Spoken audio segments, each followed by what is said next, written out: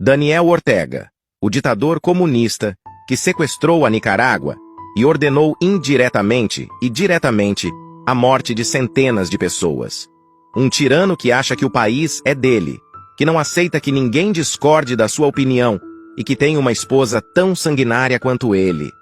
E pior, é tratado por Lula e pelo Partido dos Trabalhadores como um companheiro e amigo político.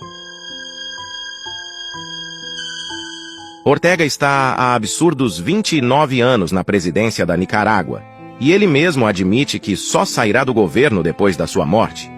Em cada eleição, é realizado no país um teatro democrático em que ele vence mesmo sendo temido e odiado por quase toda a população. O velho papo da esquerda que diz amar a democracia, mas que na verdade aplica a ditadura disfarçada de mentira democrática. Na última eleição presidencial da Nicarágua, Daniel Ortega estava na 8ª posição nas pesquisas presidenciais. Então, para não correr nenhum risco de perder a eleição, ele simplesmente mandou prender todos os outros candidatos que estavam na sua frente. Nos anos 60, Ortega foi um guerrilheiro responsável por diversas mortes e ataques terroristas. Como consequência, foi preso e depois se exilou em Cuba. Mas, como é costumeiro em muitos governos de esquerda, ao sair da prisão e usar outros ditadores, como Fidel Castro, como exemplo, começou a destruir todos que cruzavam à sua frente até assumir o poder absoluto. Ortega é mais um grande exemplo da esquerda caviar mundial. Ele é tão comunista de fachada que atualmente é considerado um dos políticos mais ricos da América Latina, com um patrimônio próximo dos 3 bilhões de reais. De onde será que veio esse dinheiro? Do povo.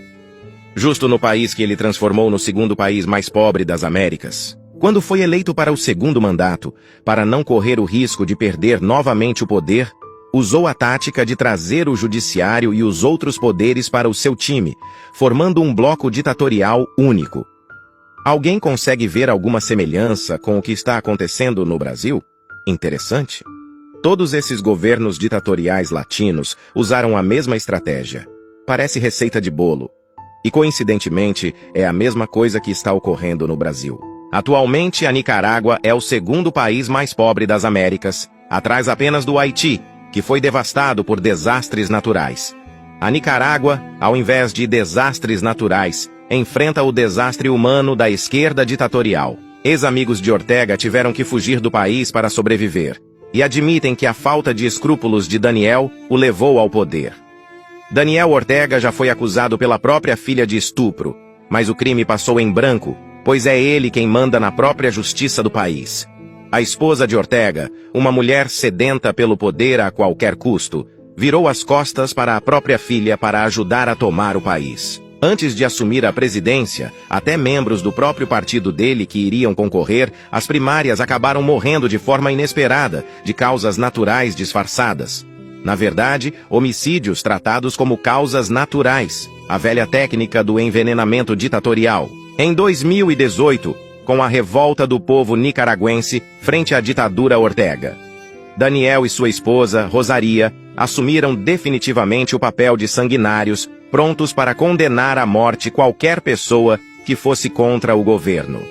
Quando o povo da Nicarágua foi às ruas para reclamar dos abusos do governo, Daniel, com o aval da esposa, ordenou o assassinato de quase 400 pessoas e a prisão de mais de 1000 oposicionistas, sem motivo algum, a não ser não concordar com Ortega. Desde então, mais de 100.000 pessoas tiveram que se exilar fora da Nicarágua para não serem presas ou mortas, e o país se tornou uma grande prisão.